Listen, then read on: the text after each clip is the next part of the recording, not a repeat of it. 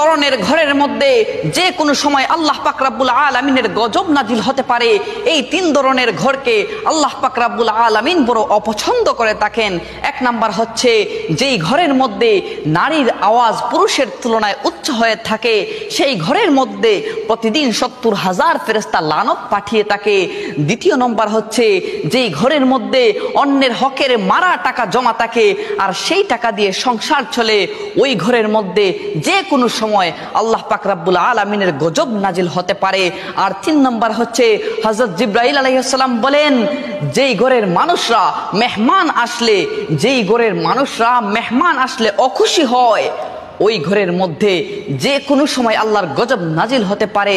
যদিও নামাজ পড়া হয় ওই ঘরের মধ্যে, ফেরেশতারা সওয়াব লেখেন না, নামাজের সওয়াব লেখেন না। নাউজুবিল্লাহ। আল্লাহ পাক রব্বুল আলামিন এই 3 ধরনের বৈশিষ্ট্য থেকে আমাদেরকে যেন